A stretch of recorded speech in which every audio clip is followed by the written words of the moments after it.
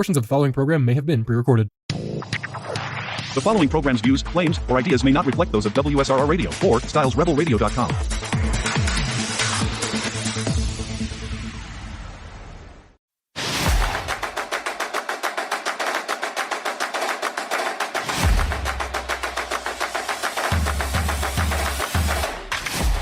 Welcome to another riveting episode of Behind Enemy Lines right here on WSRR Radio. Nationally local, meaning we play your local bands nationally.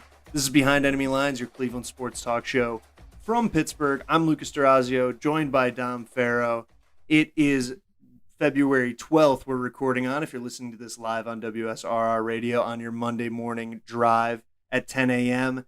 It is February 17th, two Mondays after the Super Bowl. This is our first show since the Super Bowl and a complete dud of a Super Bowl. Mm-hmm. The Chiefs three-peat was not to be.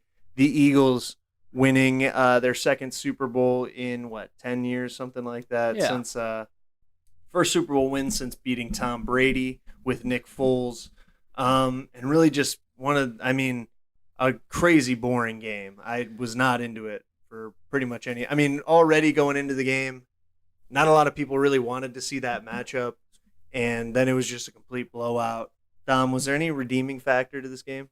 The redeeming factor was that we got to see one of the most dominant defenses in a Super Bowl game since the Steelers of the 2005, 2010s. What about the Buccaneers against the Chiefs? That was another dominant defensive performance, I would say. It was, but I think this Eagles performance was unlike anything we may have ever seen. Yeah, I think they manhandled them up front. Like, they got however many sacks and had so much pressure, and they didn't have to blitz a single time. Like, their front four was enough to get enough pressure where Patrick Mahomes clearly had no idea what was going on, throwing picks to Cooper DeJean and pretty much everyone else. Yeah, it was a very sloppy game from Patrick Mahomes. Clearly the worst game he's had in his career, and the numbers show that too. I think it was the first game where he's ever had 6 sacks, along with, I think he had about 40 yards going into the second half. These were just unprecedented numbers for Patrick Mahomes. I don't know if the reign is over. I don't know if this was just an off game for him, but man, just a really tough performance from the Chiefs. I think it's time for them to reload. I think that Patrick Mahomes will have a type of career like Tom Brady, where Brady won a lot with a certain amount of guys, and then they kind of reloaded, and then he won a couple more Super Bowl rings, with the different groups of guys. Like Travis Kelce, it's over. Sorry. It's 0 for 2 in 2 targets, no catches in the first half. Looked just terrible. I saw full game clips of people reviewing him. He just looked awful. And again, don't get me wrong, the Eagles' front seven was spectacular. And it's not like he ever was known as a blocking tight end that was great for blocking, but he looked terrible blocking, couldn't get open, dropped passes. Yeah. I don't know if they didn't have the right game plan, but the Eagles' defense, they stuck to who they are. They didn't give up the big play, and they got after him up front. So I think it's time for him to be gone and retire and maybe get a new guy there. That was it, man. He went out sad. Yeah, he definitely did. I feel like almost just because of that, he might come back for another year, but it's just about over for Travis Kelce. Yeah, he didn't have it this entire year. Everyone was saying, oh, they'd unleash him in the playoffs or just holding him back. He just doesn't have it anymore. Yeah, he's clearly a step slower. I think that they still have that. Pacheco's still pretty young.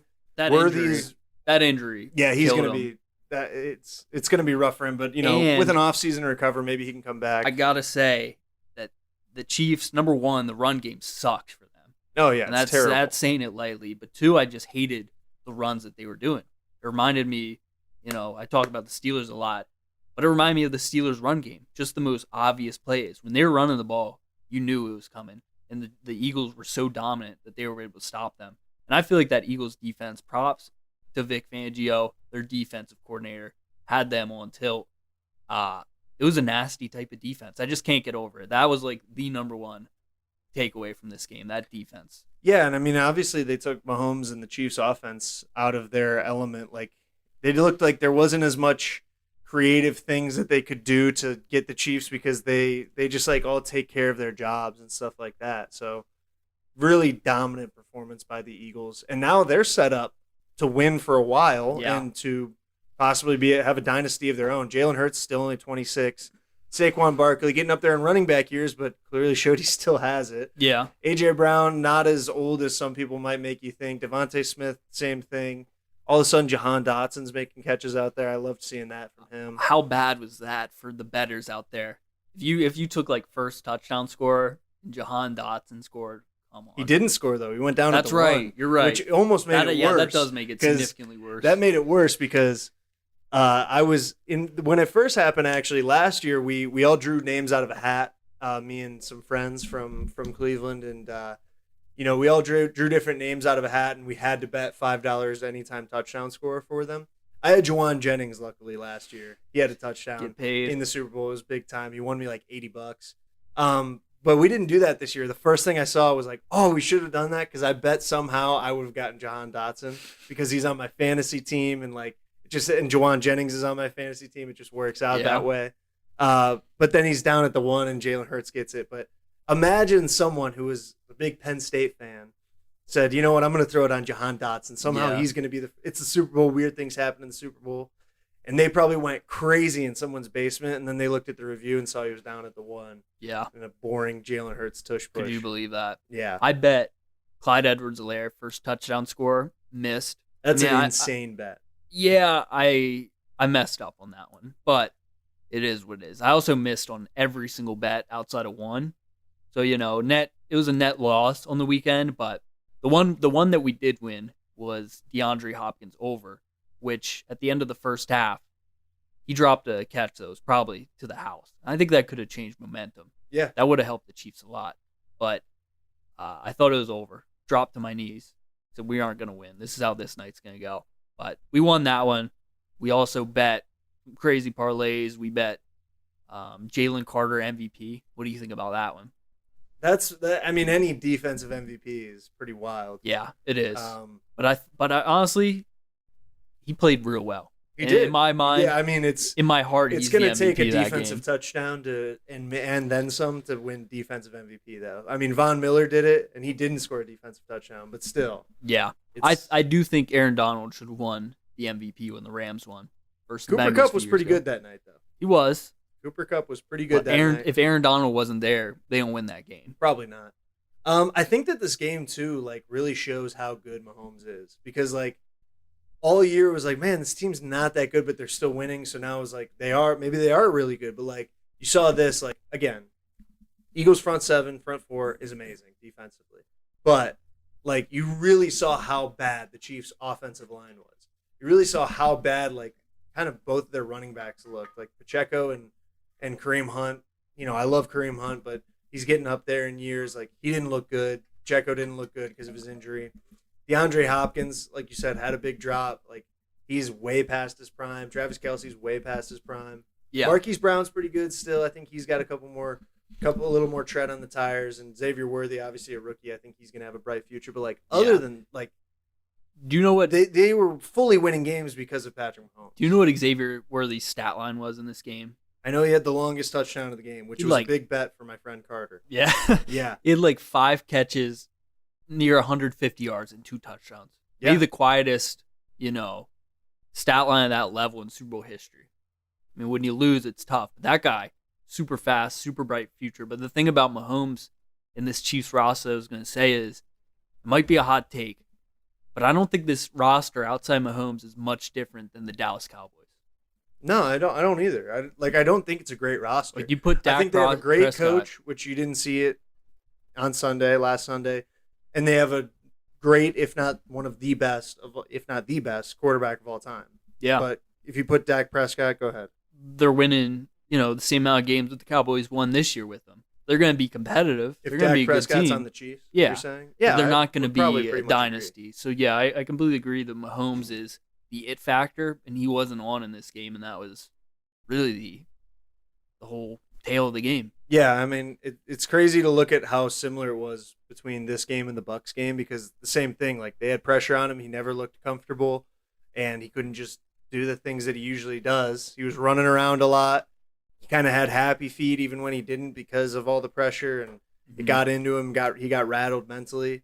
And you saw, again, it seems like now This game and now the Bucks game, he was almost single-handedly trying to bring them back. Like some of the throws that were drops were insane throws. Yeah, he didn't play bad in that game. No, I wouldn't say. But you still almost say like two of his worst performances have been Super Bowls, which is tough when you're talking about the GOAT debate. And it's funny too because I saw a tweet like Tom Brady was color commentating this game. Like this is like LeBron losing to the Mavericks in 2011. I think it was 2011. That sounds right. Well, MJ is doing color commentary. Like there's that GOAT debate going on between Mahomes and Brady. That's true. And now I feel like there's going to be in 10, 15 years time, there's going to be those old heads, which is going to be us. And we're going to be like, nah, I mean, it'll be probably older than us. Nah, Brady's the GOAT. It doesn't matter. I mean, I implore the listeners to watch Tom Brady highlights, especially not just highlights. Just watch any game, like game-specific highlights. Take a Super Bowl, take any regular season game. You watch it now, and then watch what we saw this past Sunday. It's different types of football. Yeah, it's completely different games. And it's not, this football isn't better. Let's just say that. It isn't better? No. Its skill level doesn't look as impressive on television. I'll say that. But I think part of it is like the pocket presence. You're just not seeing that. Tom Brady just so cool, composed, and he'd sling a rocket in there, just throwing dots all day long. Yeah, but we've seen that before from Mahomes. It's just that we didn't see it in this one because the Eagles' front seven was really good. Their offensive line was really bad. He maybe, again, did move a little too quick sometimes, got happy feet, but, like, you can't blame him. Mahomes requires elite speed in his offense.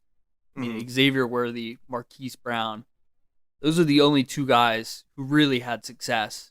Who had elite speed for them last year, though? Because they didn't have either of those guys. They didn't have Tyreek Hill, obviously. When Rashee Rice is healthy, he's a stud. He's very fast. I'm still out on Rashee Rice. I don't know what it is. Maybe it's the hit and run, but I'm. Kadarius Toney was a fast dude. Yeah, but Kadarius Toney got arrested today in Georgia and has some of the worst hands in the NFL. I don't know if you and last year, Travis Kelce was very fast compared to linebackers that were guarding him. I don't know if I would say he was very fast. He was shifty. He still had the route running ability, and he showed some of that sometimes this year. But what did Brady have? He was just finding guys. He was just throwing dots, putting in places where nobody else could. Listen, I love Mahomes. I think he's awesome. I think he's the best quarterback out. And I'm not saying that's like the best comparison. You can watch any football game, not just this past Sunday. Like Tom Brady was unbelievable in his prime. So is Aaron Rodgers. It's just not the same. But again, I feel like the product is so much different now in the NFL. I don't know if it's necessary. I don't want to say it's worse because like whenever we talk about the NBA and we talk about the Jordan and LeBron debate, it's like, oh, well, the players are way better, way more athletic and way better now in the NBA than they were then. Mm-hmm. I feel like it's kind of that way in the NFL, but it's just like differently. Like the DBs now, I would say, are better than DBs 20 years ago. Oh, yeah. Well, yeah. I don't know. I'd rather athletes. I'd take Darrelle Revis over anybody. Well, yeah, Darrelle. That's different. Saying Darrelle Revis. Outside of him, though, yeah. That's like saying I would take Wilt Chamberlain over any of the centers from today. You'd take Wilt over Jokic? Oh, well, that's tough. That would be a tough. That's true. I forgot about Jokic. I don't know. Well, I don't know. They say Wilt could shoot. He scored 100 points in a game. Give me Wilt over LeBron. No, that's blasphemous. Please don't ever say that. LeBron is the GOAT. Now, let me ask you this. Do you think that this Super Bowl was better or worse than the Broncos and Seahawks Super Bowl when Peyton Manning couldn't throw the ball more than 5 yards downfield? Oh, I don't know. I think people liked that team more, though. They liked Seattle. They liked the Legion of Boom, so it was kind of like exciting to see them win. Yeah. I mean, we all hate Philly. Yeah, I feel like everyone hates Philly and everyone hates the Chiefs right now because it's boring that they keep winning. I don't know. I'm torn on it. I mean, like, it's hard to root for either team, and it was easier to root for the Seahawks back then. But at the same time, the quality of the game was probably a little bit better just because, I mean, like, it wasn't as big of a blowout as that game. We actually did some Googling during the fourth quarter about what was the biggest blowout in Super Bowl history, and I think that was it. Yeah, I believe it. Or at least it was up there. This one, didn't come as close to that as we thought it might have. But I don't know. That's a good question. 216-859-8699. Let us know what you think the worst Super Bowl in your lifetime has been.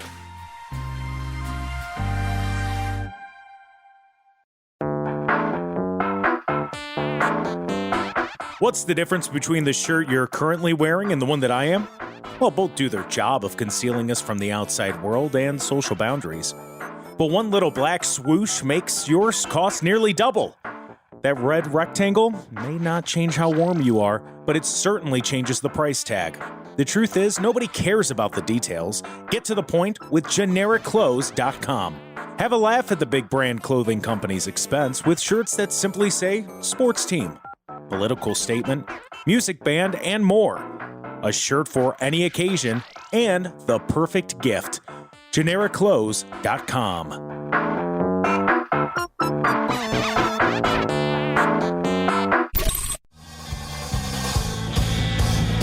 Hi, this is Melissa. Hey, it's Matt. Hi guys, my name is Ari. Coming at you from Synergy Music Studio. Come through to a Synergy Naked session. Synergy Naked is a live performance recording, also captured on video. Look for our releases on YouTube at Synergy Music Studio. We're located on the south side near Chicago. Passing through. Hit up our DMs on Instagram at Synergy Music Studio. Rock hard.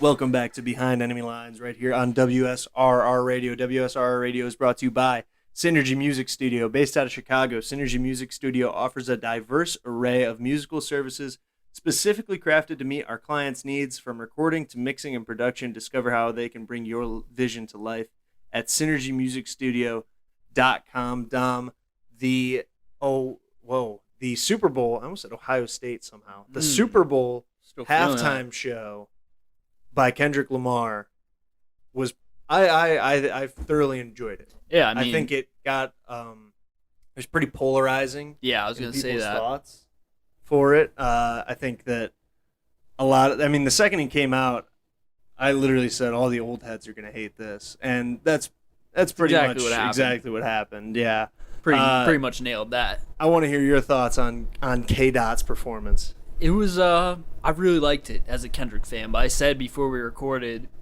I don't think I'd like it if I was a Kendrick fan. If you weren't. If I was not one. Yeah. But when I was watching that, it hit me that this is definitely like the most meaningful Super Bowl halftime show that I'll ever experience in my life. Yeah, it was very meaningful. Because I don't think there are any more artists.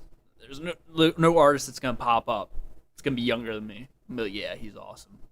Kendrick, it was like Kendrick and Kanye was awesome until, I don't know if you've been on Twitter the past week or two. Oh, yeah, there's a lot going on with Ye. The guy is lost. He's awful. He's just a horrible human being. He'll never, I don't want him to be a Super Bowl. I don't want to hear any of the garbage. But, so that's over. Mac Miller's dead. And it was Kendrick. And so we got that, and it was really special. It was really cool, but it was very polarizing. The only critique that I could see that I could justify is that he pretty much only played songs from his new album, which I'm a huge fan of. I would have liked to hear some classics like Money Trees or Mad City or Poetic Justice. Something like that would have really hit me. Just a few from Good. I don't think he did any from Good Kid, Mad City. I don't think so. The thing about like I went to a Drake concert last year that I was invited to and went to for free. So by Drake? So what? You were invited by Drake? Yeah, Drake invited me. He was like, "I've heard this Behind Enemy Lines show. It's popping. Like, come out to the Rocket Mortgage Field House and check me out with J. Cole." No, my friend's mom, like through work, has a box at Rocket Mortgage, and we went. And J. Cole too, but Drake was awesome.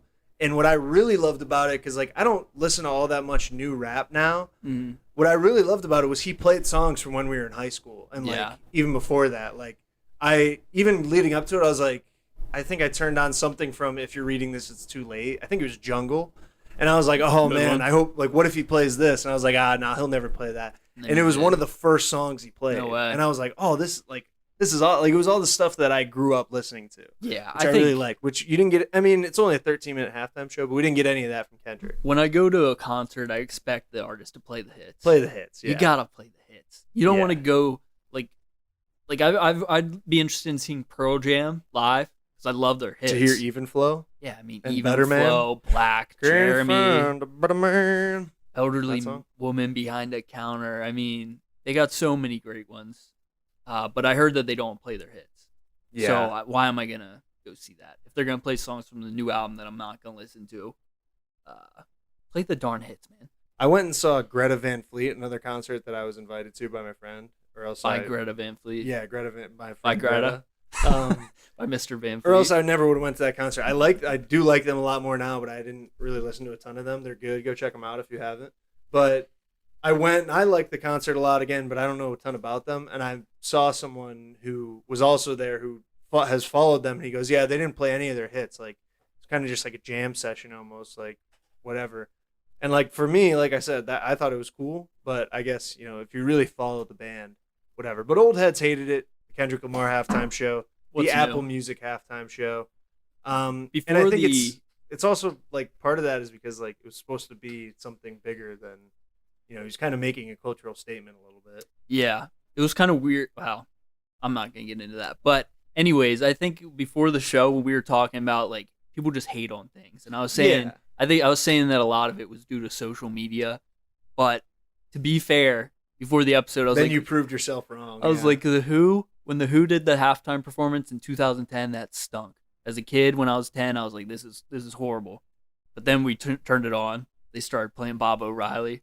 And Who Are You? And I was you was like, oh, this rips. all right, this is fire. This is Yeah. really dope. This rips. So people are just going to hate no matter what. Every year. I mean, it was Usher last year. I think that was pretty, not unanimously, but I think well liked. received. Yeah. I think everyone pretty much likes Usher. But there are obviously haters being like, this was the worst one ever. Every year you get that. Every year. I mean, what was the one year where Snoop Dogg did it and like 50 Cent came out and That one did kind of like, stink. Yeah, that was the one where like all of the people who were 30 and over now were all like, this is the best halftime show ever, and all of us were like, these guys are way too old and they can't rap anymore. You know what this was- sounds bad. What's interesting about that one is that Kendrick Lamar was in that Yeah, halftime show. yeah. I remember seeing it being like, oh, Kendrick Lamar's in it. That's cool. I Yeah. can't wait to see him in it. He's got to be the only guy to ever be in it twice, right? He might have even been in it another time. How? I feel like maybe once. Maybe I'm wrong. No shot. I'm sure there's someone who's. What about Justin Timberlake? Was he in it any other time? I feel like one time he came on and sang one song. You're right. He was. He was in Yeah. the scandal with Janet Jackson. Yeah, like in the JT. early 2000s, and then he did it by himself. Yeah, in like and then he hosted 2016 with the backpack kid, the floss kid. it. I don't know. I don't know that. Remember the floss reference. dance? I remember the floss dance, but I don't remember his halftime show Or wait, featuring. was that. he in there? I, There's the some only weird thing, kid in there. The only thing I really, really remember from the halftime show was the Dancing Sharks from Katy Perry. And I that just was remember like- how chill those guys were. I never got that. What, people the were like- Dancing Sharks? They just People were like, looked "That's so funny." They look like- stupid. I thought they were funny. Maybe They're that was silly. a joke. Sorry, I'm goofy. My bad. Well, was dude. it was it supposed to be funny? No, I don't think so. Okay. Maybe it was. I don't know. I don't even remember what song. I think it was California Girls or something like that.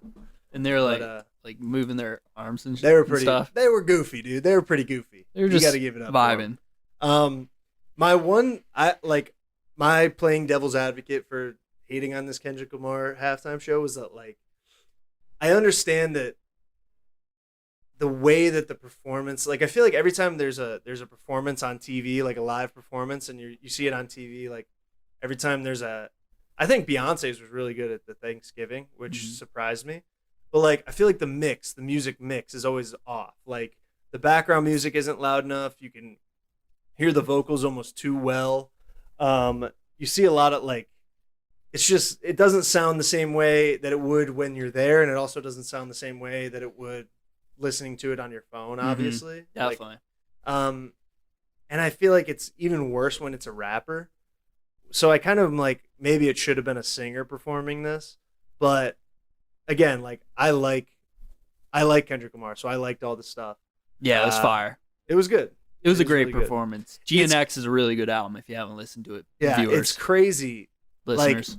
It's crazy that a diss track won a Grammy, and two, like, was sang at the Super Bowl halftime show, and everyone there sang along with A minor. Yeah. That was wild. Like, that's wild. It was pretty crazy. That's pretty crazy.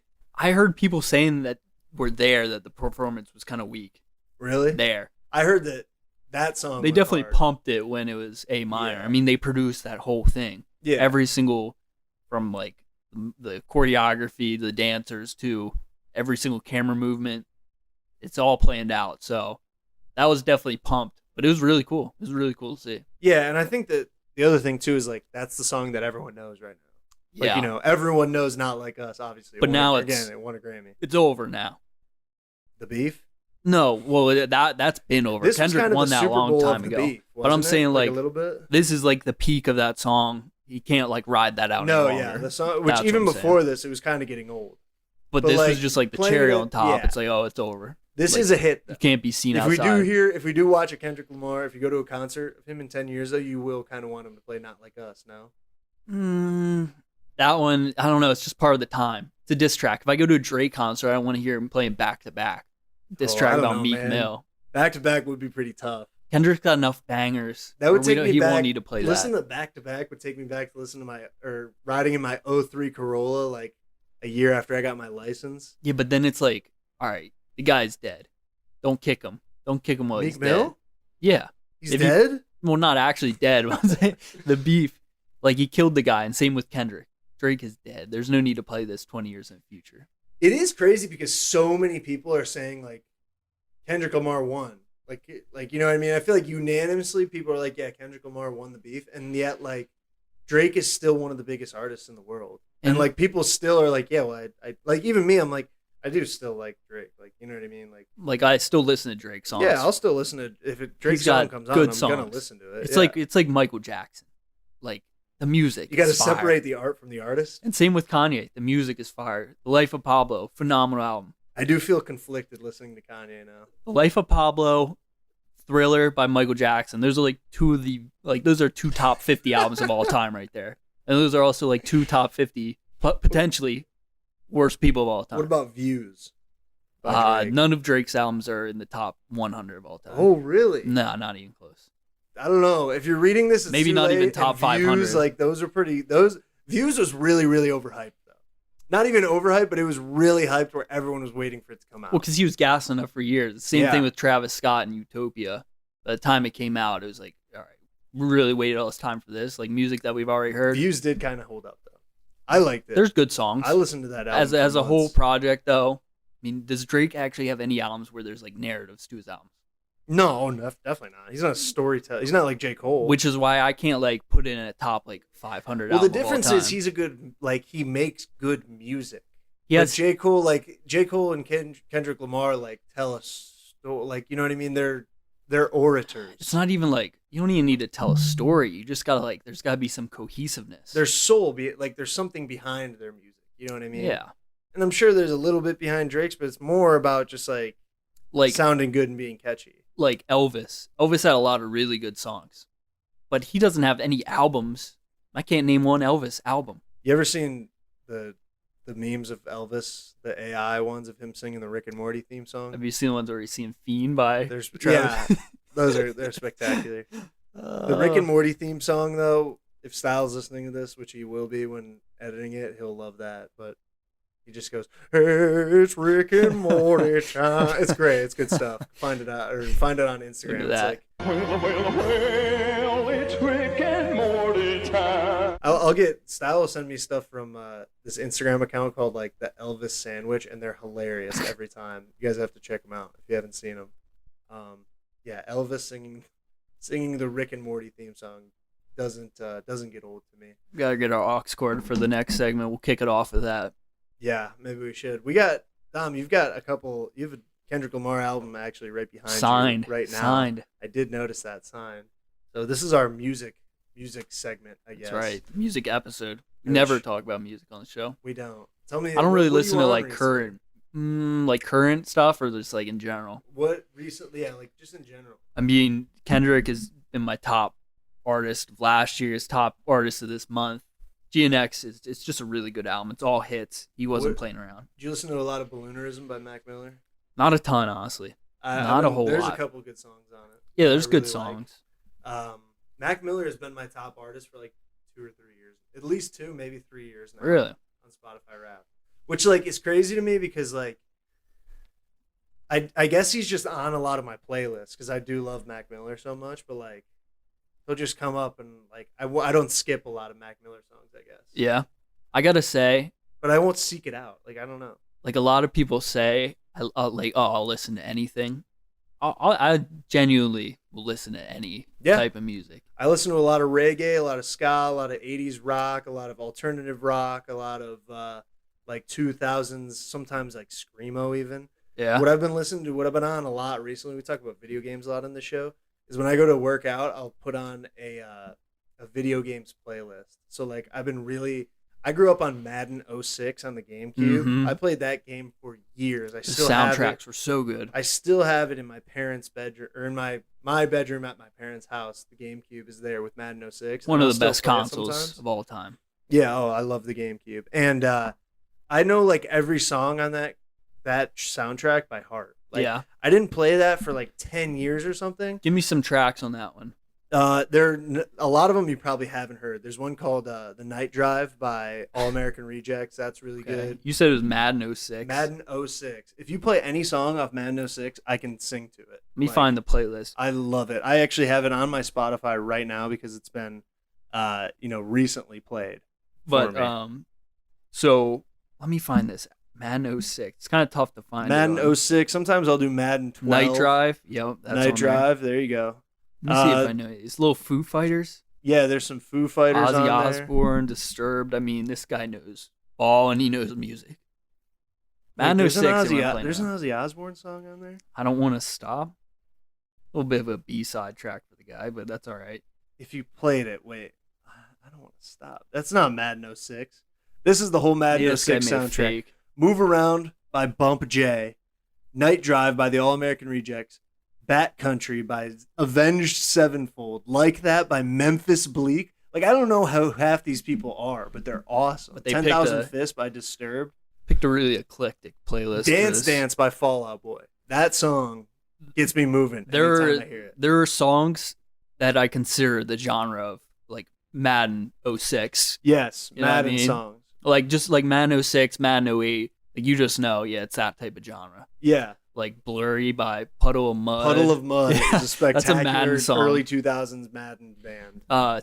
Tick Tick Boom by like POD. Any like POD song for the Yes. most part is a Madden 08 type beat.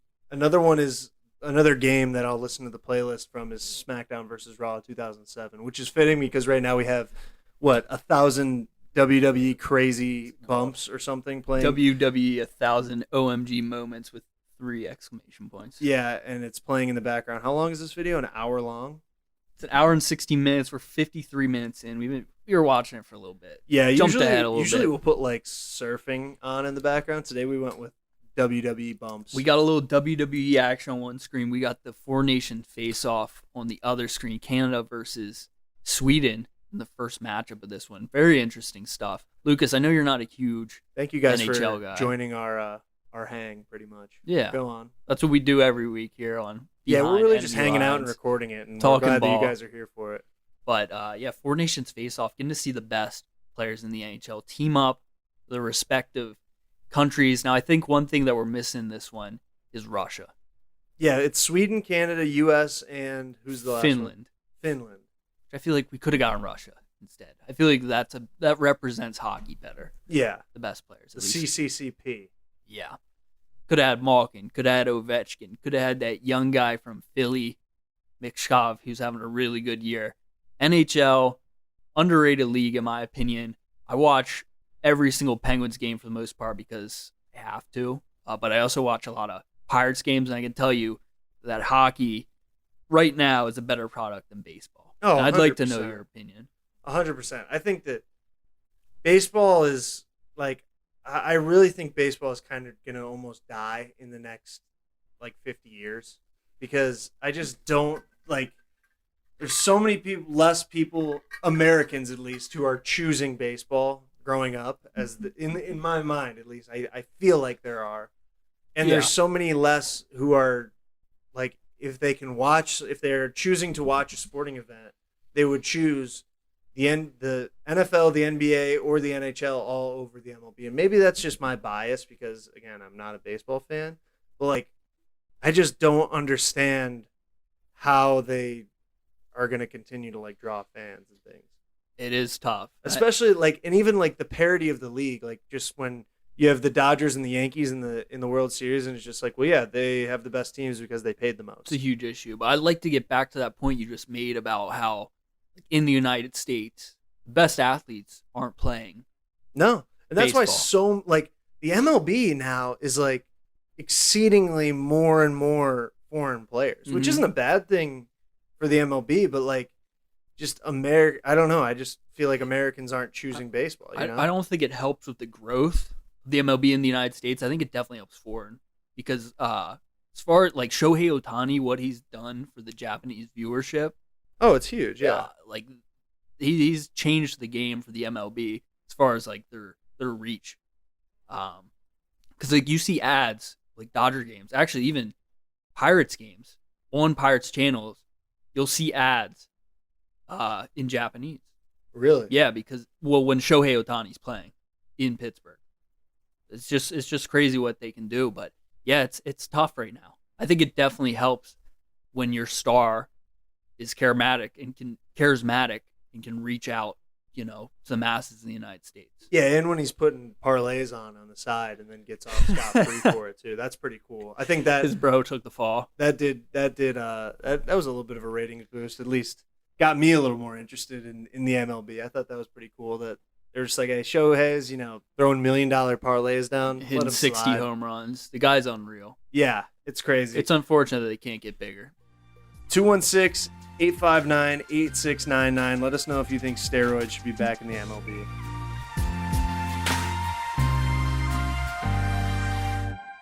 WSRR. Today's mission. With a group of friends in a theater, spread out through the audience and laugh in unison at serious parts.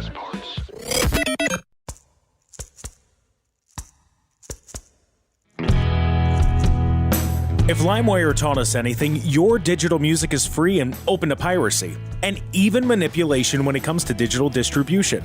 So why settle for a bunch of ones and zeros floating around on the internet? Make your release something special with Hellbender Vinyl.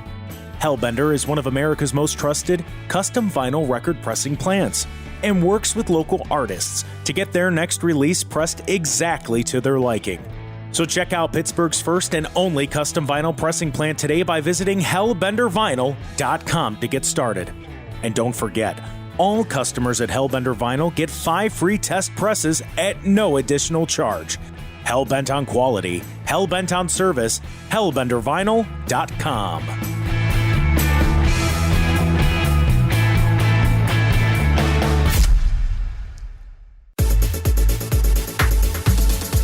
Welcome back to your final segment of Behind Enemy Lines on your Monday morning. This final segment is brought to you by GenericClothes.com. Nobody cares about the details. Get to the point at GenericClothes.com. Don't sell out to big brand clothing empires and their prices.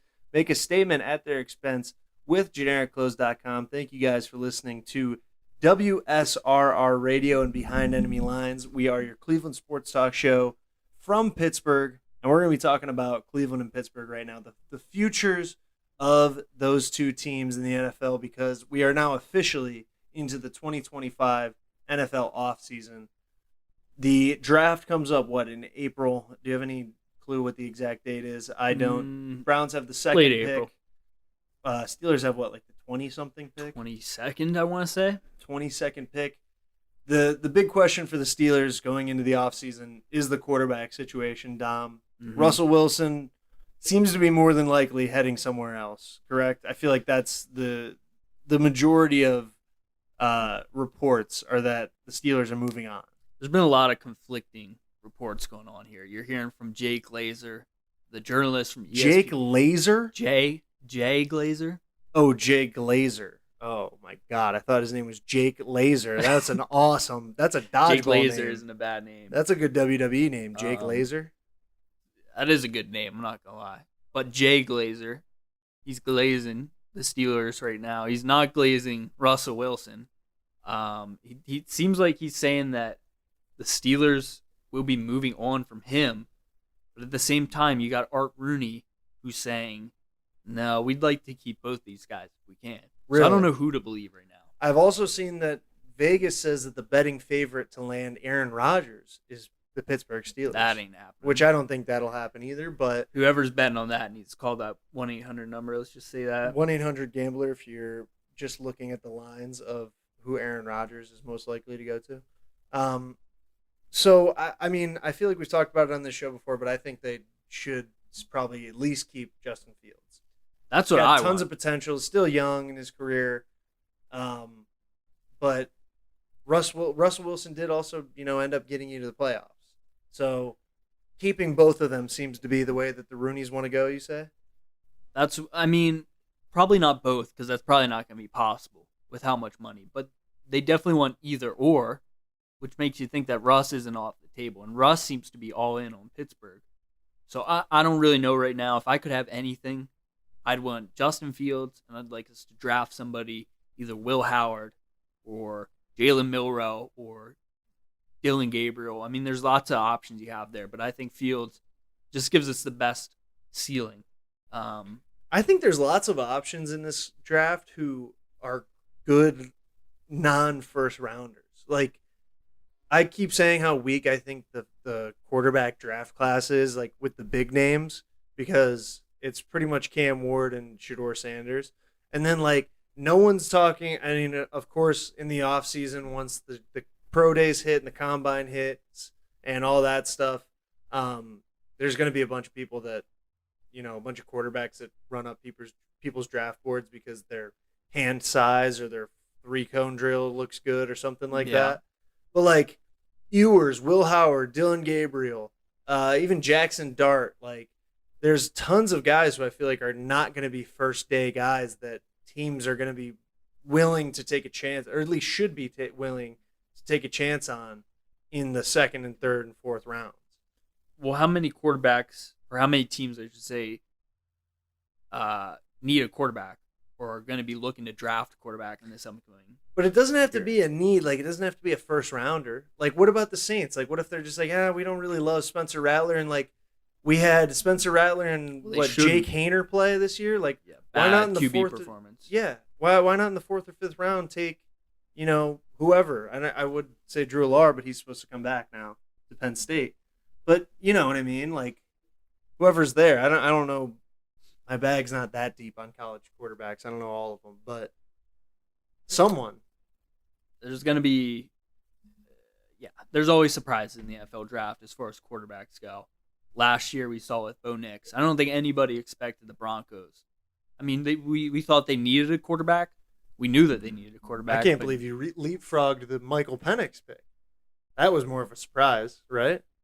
Which now it doesn't look like it's quite as much of a surprise because Kirk Cousins looked bad physically, which makes you think that obviously they must have known that before the draft, and that's why they took Michael Penix. What a bad contract.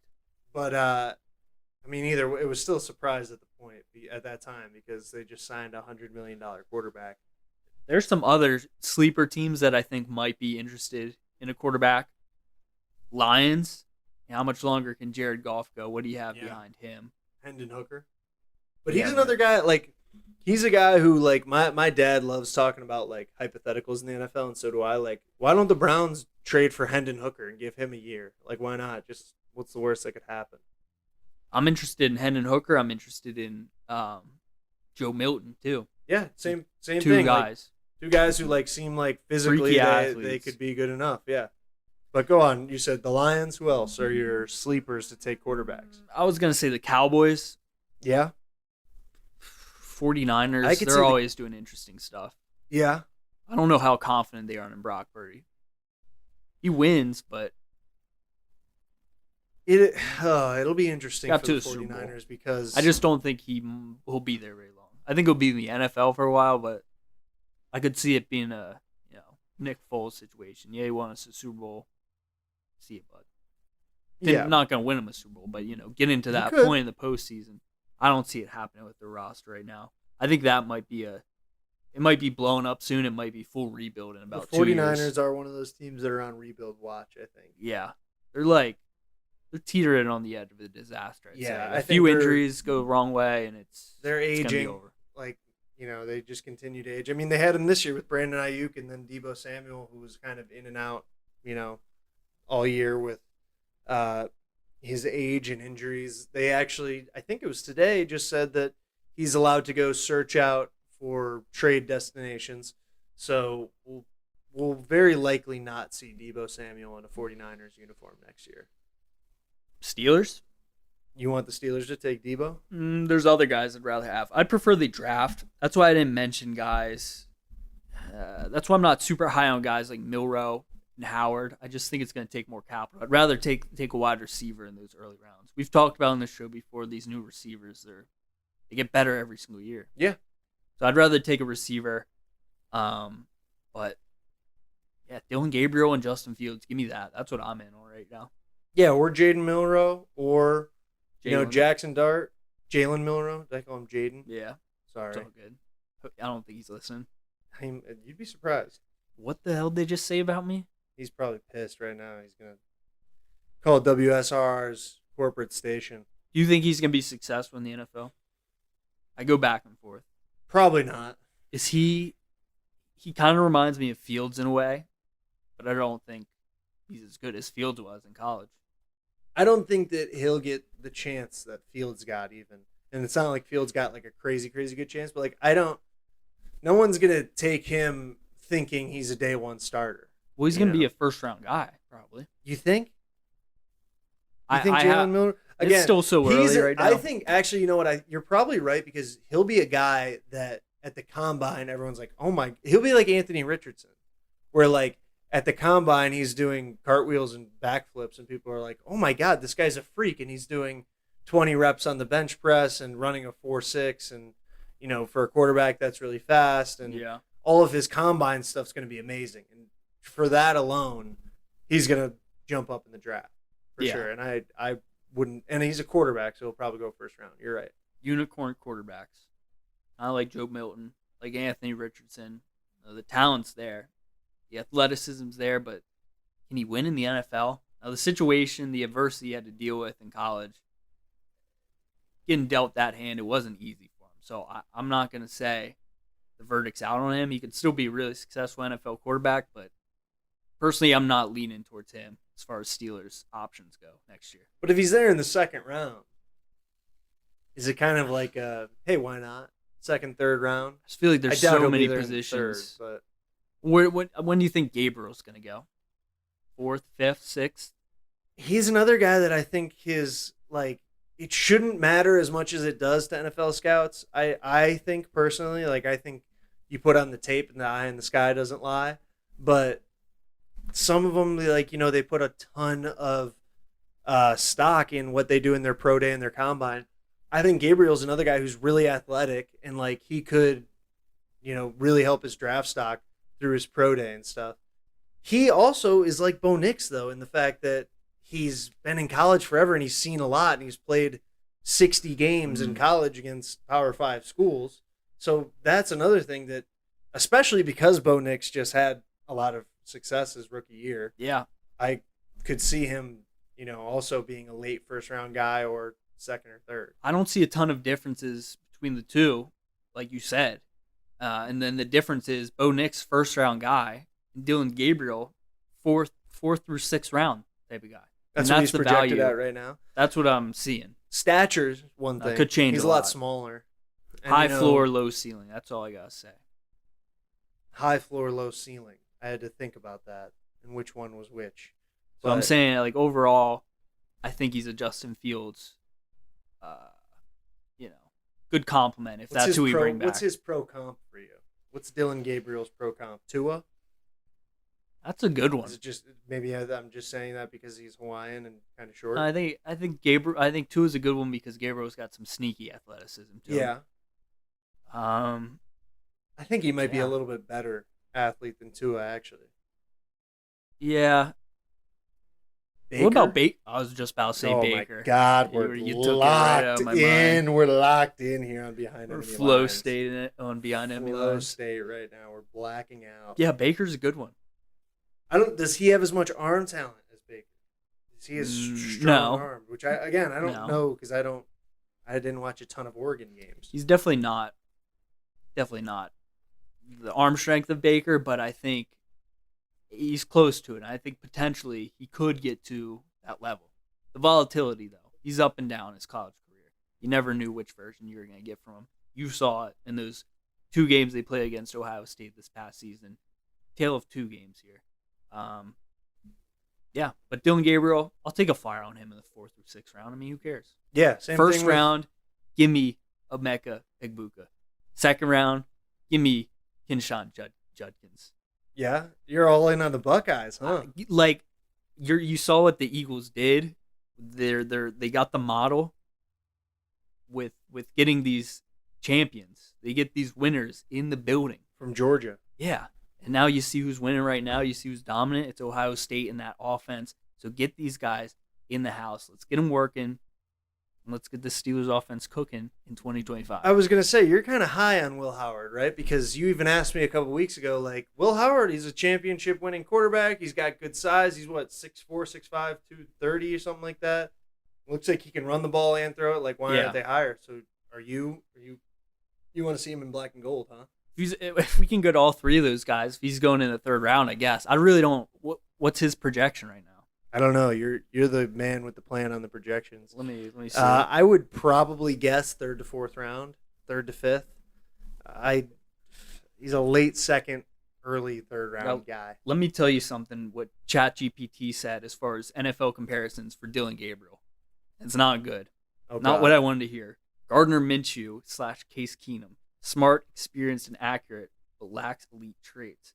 His best path to the NFL is likely as a solid backup who can step in and manage games. A stronger Oregon could change that. All right, so this is outdated. What the hell is ChatGPT have to do with that? ChatGPT is tripping. Will Howard draft round predictions. Let's see what. Is this what through ChatGPT once again? Yeah, let's see what they know. I love hearing this. I love hearing the AI synopsis. They're saying best case, late 1st round. Likely range, 2nd to 3rd round. 2nd to 3rd. Even that is a little higher than I kind of would expect. Pro comparisons, Ryan Tannehill / Will Levis. I don't mind that comparison at all. I like the Tannehill one. Yeah. I think he's a little more even keeled and smart decisions than Will Levis. Yeah. I think he's a little more game manager, and Will Levis to me, a little bit of. I mean, obviously we've seen the terrible plays that he had. He kind of tries to do too much sometimes. But I think it's similar to Will Howard. And it's sometimes, but the ups and downs, the consistency. When he's at his best is when he's consistent and he doesn't try to do too much. And Will Levis against the Steelers last year looked like he was freaking Joe Montana. I mean, the guy sometimes got it. He does have his moments. But this year, far and few between. Far and few between. He had more moments that were memes than moments that were, franchise quarterback worthy. 216-859-8699. Thank you guys for listening to Behind Enemy Lines. Let us know what your draft wish list is for your team. And thank you to our guest on this show, ChatGPT. We appreciate you. Peace.